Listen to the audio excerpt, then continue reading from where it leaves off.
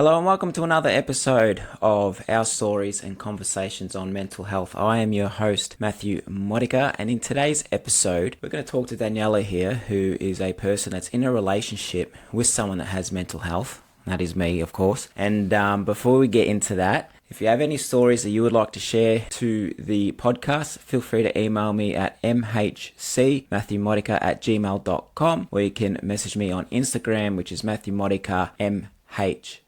All of the stories will be confidential. Won't read out your names, just your stories. And yeah, the other people from the community can respond, and I can try to give my best advice, and we all work through this mental health together. So Daniela here is my partner. How are you? I'm good. This is like kind of weird for me, but I'm happy to be here. She's kind of weird and happy to be here.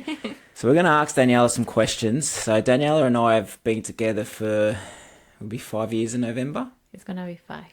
5 years. We have, by the time of this recording, he might be 5 months, but, well, when this is released, he'll be 5 months, but he's currently 4 months. He just had his vaccination, so he's pretty tired, but he might join us when he wakes up. But yeah, so we've been together for a while, so she was with me before the OCD started, so we're probably pretty much going to make the questions around the OCD because that's the one that probably affects our relationship the most. I've told Daniela she needs to answer these honestly. I'm not going to be offended. I'm not going to be upset. I want it to be nice, honest, and open. I haven't showed her the questions, even though she wanted to see the questions. Yeah, so we'll kick it off. How does my OCD impact our relationship on a daily basis? Wow, that is a hard question. Also because it's something that I think all the time.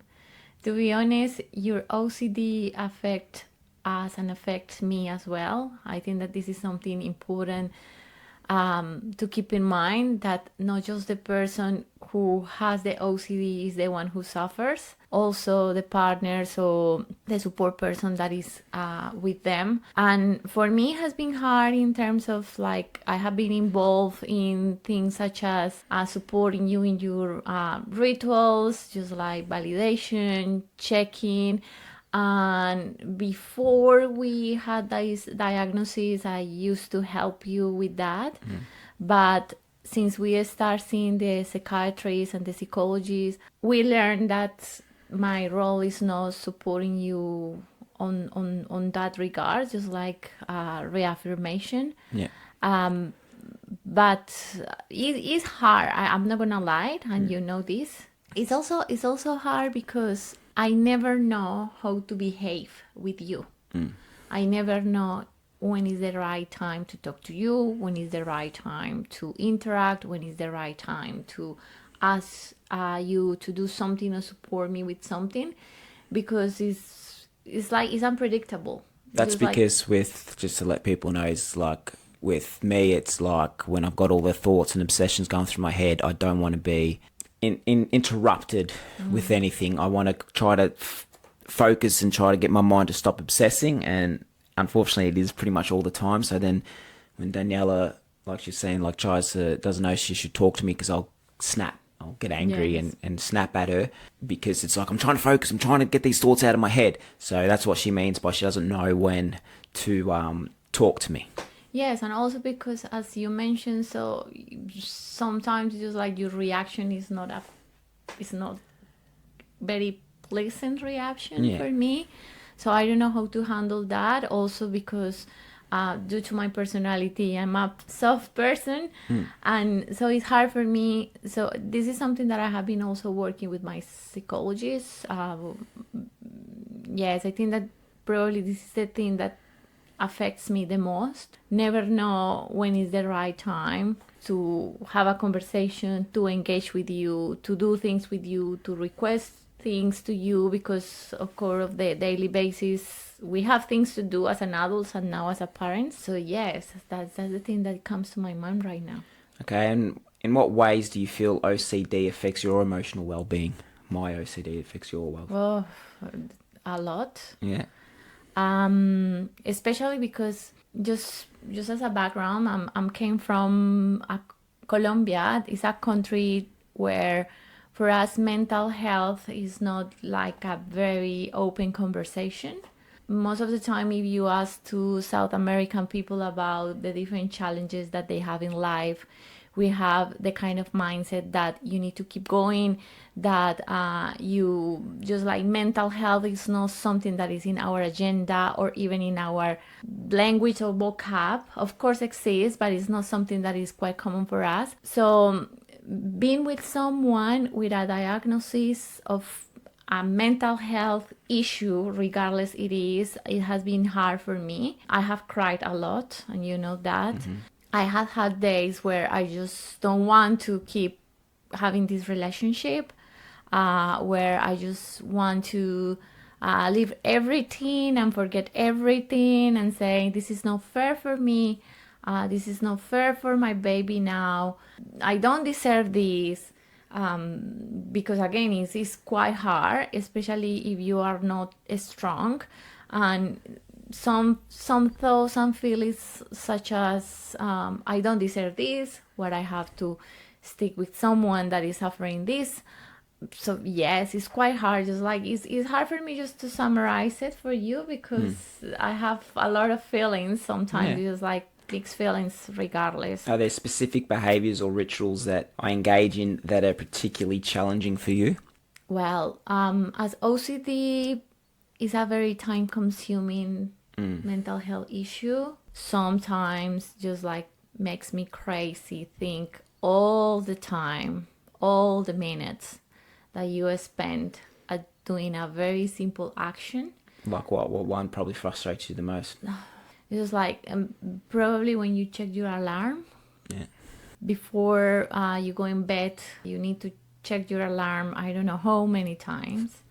And when you feel unable to complete that routine, you're always engaged me on it. And to be honest, it's just like sometimes in my mind, just like, this is crazy, this is nonsense.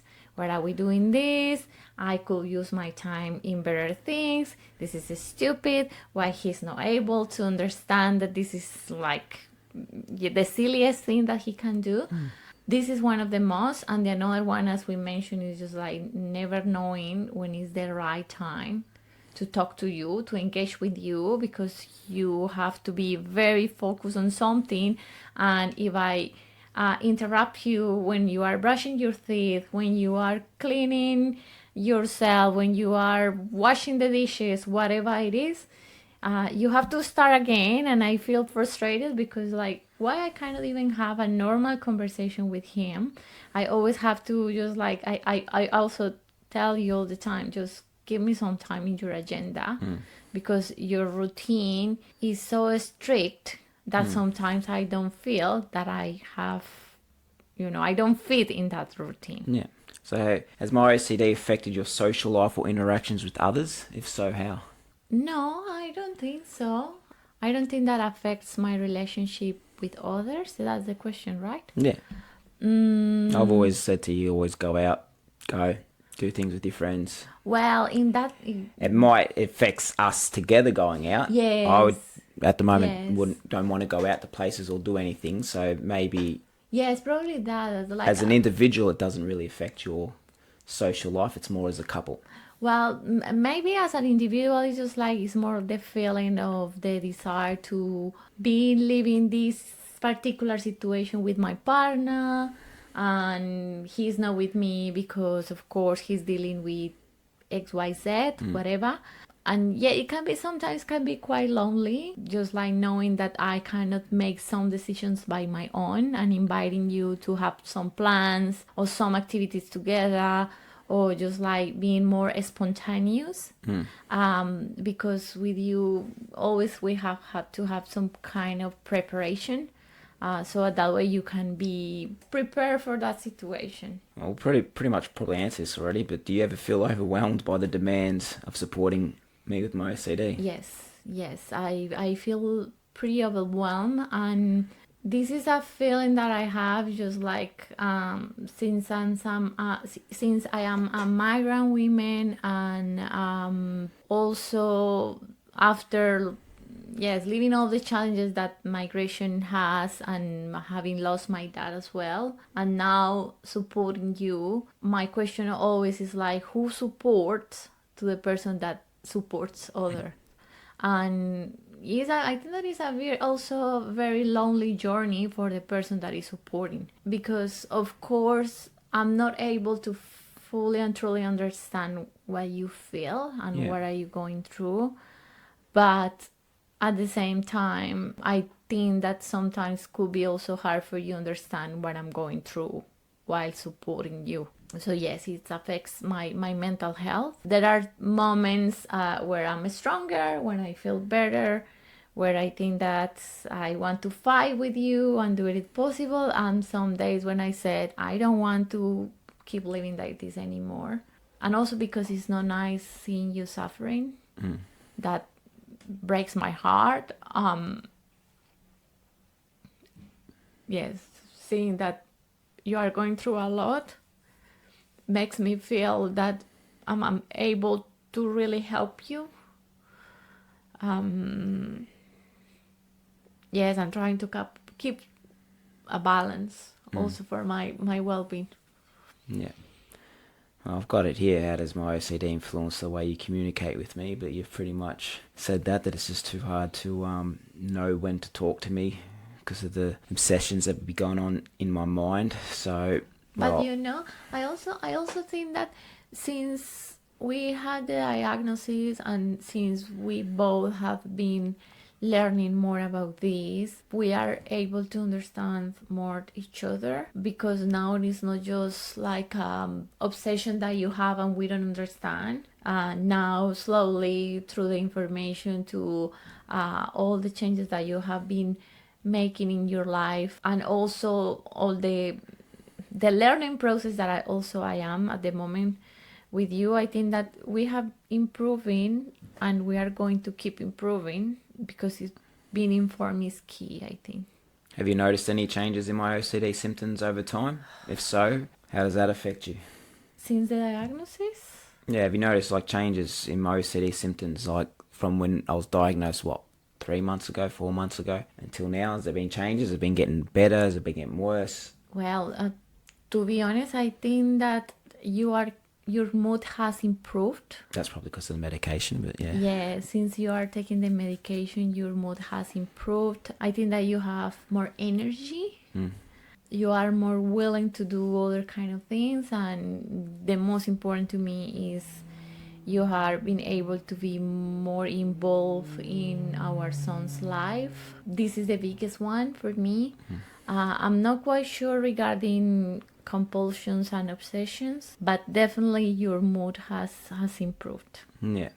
Are there times when you feel uncertain about how best to support me? How do you navigate through that? So it's also a journey for me. Is for you has been okay realizing that you have OCD and learning and listening to information, reading, and also I have started doing the same.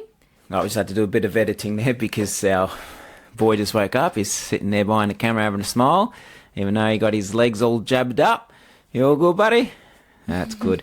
So what I was asking you was, is there times when you feel uncertain about how best to support me, and how do you navigate through that? Yes, most of the time, to be honest, because also this is new for me. I'm also learning about this mental health issue, and just I think that for OCD there are some things that are well known, like organizing things per color, per size, but it's more than that. It's way more than that, and I don't have the tools and the skills to support you. That's why also the beginning I told you we need support. We need someone who knows how to do this, because yes, to be honest, I don't know how to support you more than giving you a space and just to breathe when you ask me for some space, when you ask me for support in any way. But yes, all the time I don't know what is the right way to support you, to be honest.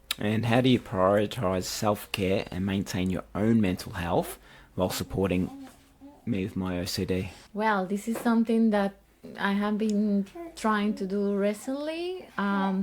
So even though we have the diagnosis like no long ago, since we have been together almost 5 years, many of those things have been present there we didn't know how to call it. But now that we know, I have my own therapist. I also try to prioritize my mental health and having a support from a professional. And right now, I don't have, to be honest, mental health plan, if I call it like that, especially because I'm transitioning through being a new mother and adapting work and personal life and all that. But yes, I think that probably the most important one for me, which is part of my therapy, is being able to set up boundaries, even with you, and to be able to tell you, this is not on me. You need to take care of this, and I don't like this. Because it's also the way that I have been able to feel a little bit better. All right. Is there anything else you'd like to add that I haven't asked, or you can hear our boy in the background there? Ay, que mi amor, ¿qué pasó, mi vida? ¿Qué pasó? No, I think that what I would like to add is what I mentioned at the beginning. I think that we, as a partners, as a family members, as a friends, we are quite important in the treatment of people with OCD, but we don't know how to support.